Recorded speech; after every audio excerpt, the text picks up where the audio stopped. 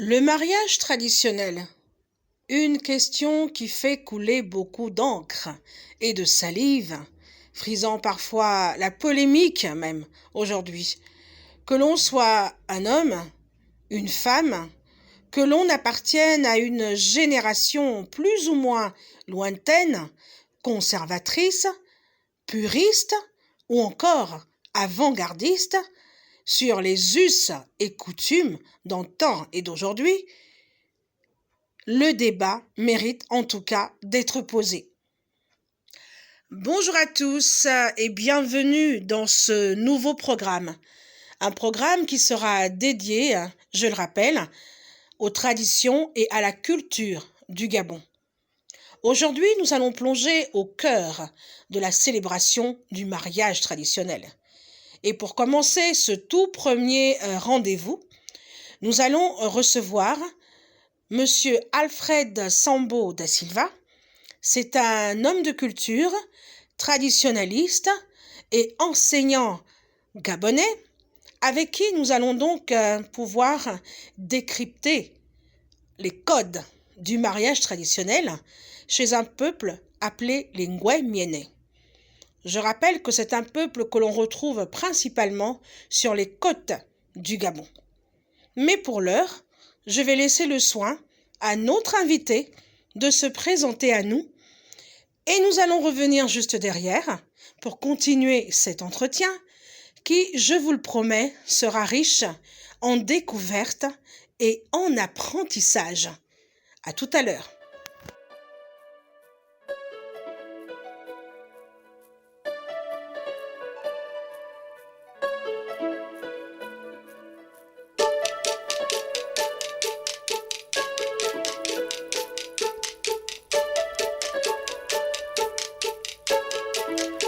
Elle naquit, par hasard, à l'aube du siècle dernier. Sa taille, aussi frêle que l'intestin grêle, la touffe de ses cheveux s'ouvrait en parapluie. Dieu qu'elle était belle, belle à nul autre pareil. Et elle se balançait, et elle se dandinait. Et alors, très vite elle tomba enceinte. Toute la contrée la vit enceinte. La délivrance arriva. Les hommes poings levés au ciel, les femmes secouant leurs mamelles, leurs seins nus. Case consacrée, plantes vertes, parfum, feu sacré. Case interdite, interdite aux sorciers et aux pères de l'enfant. C'est alors qu'un caïman, chose étrange mais ancestrale, c'est alors qu'un caïman vint prendre place sous le lit, veiller sur le nouveau-né. Et matin on chantait, et soir on dansait. Alors,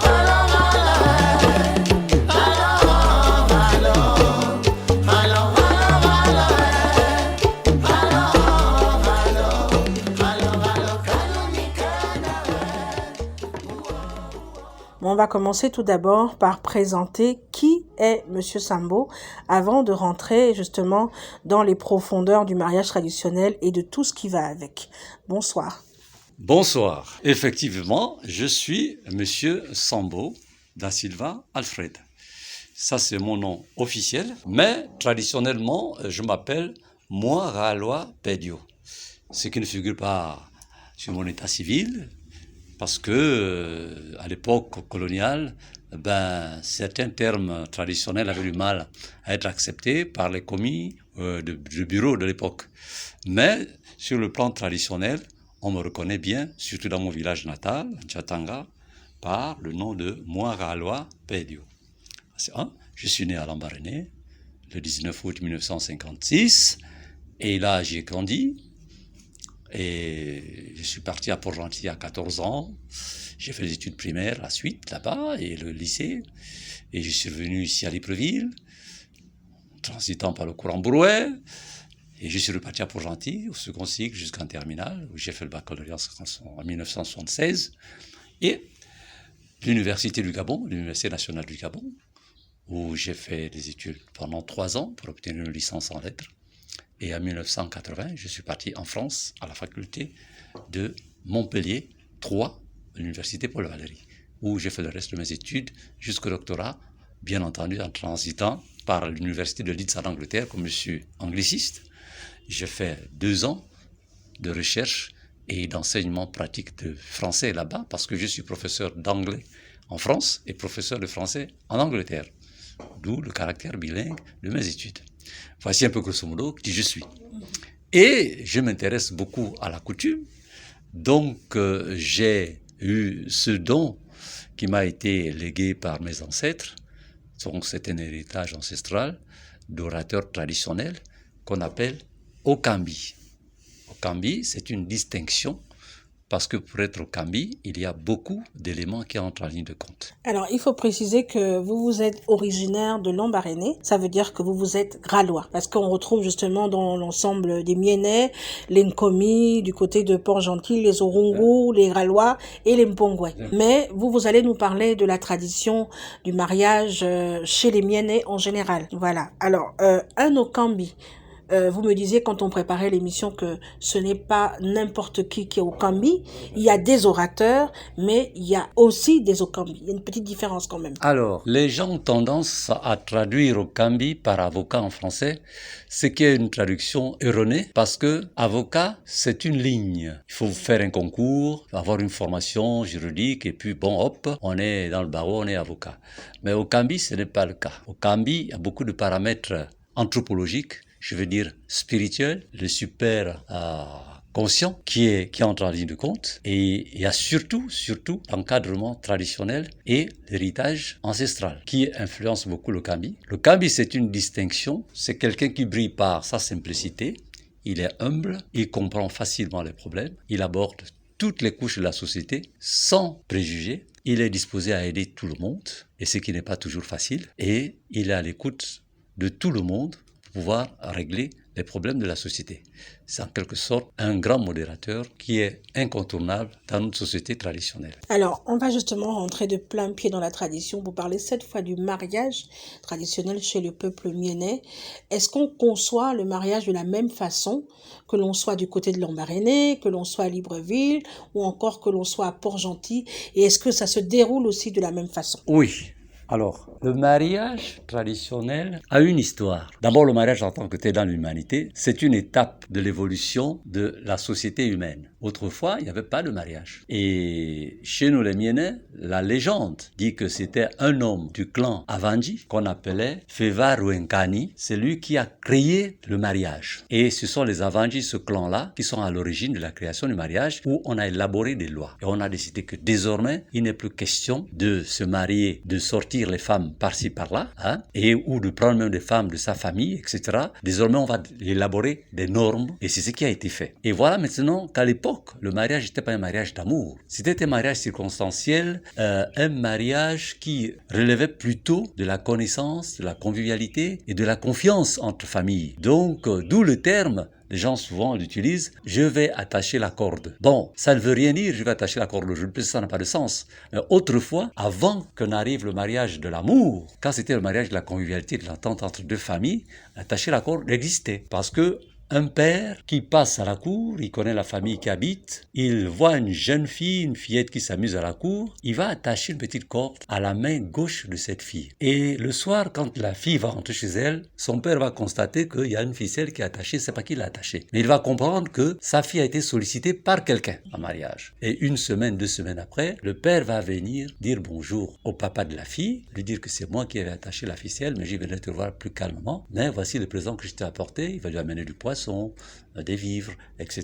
Il va repartir. Et jusqu'au jour où il va venir le voir sérieusement, il dit que j'ai vu ta fille à la cour, je propose que mon fils puisse l'épouser. C'est comme ça, deux familles se connaissant, le mariage s'arrange. On ne demande pas le consentement ni du garçon, ni de la fille. Ce qu'on appelle un mariage d'entente de famille circonstancielle, c'est pas un mariage d'amour. Or, aujourd'hui, c'est le mariage d'amour. Parce que deux individus se rencontrent et ils décident de s'aimer et ils viennent maintenant parler aux parents. Ça, c'est différent. Maintenant, le mariage à la coutume tel qu'on en parle, bien entendu qu'il y a plusieurs étapes, mais nous sommes tous des Bantous, c'est la même chose. Pour donner la main de sa fille à quelqu'un, il ne suffit pas que la personne soit bien située ou cossu, c'est-à-dire quelqu'un de très riche, c'est pas ce qui compte le plus. C'est quelqu'un qui inspire confiance, parce que marier, c'est unir chez nous. Donc, si celui qui vient épouser votre fille n'inspire pas confiance, ne vous donne pas cette certitude que votre fille sera bien gardée, bien traitée chez elle, quel que soit ce qu'il amène comme présent, il y a des réticents. Le mariage peut être même repoussé. Sauf cas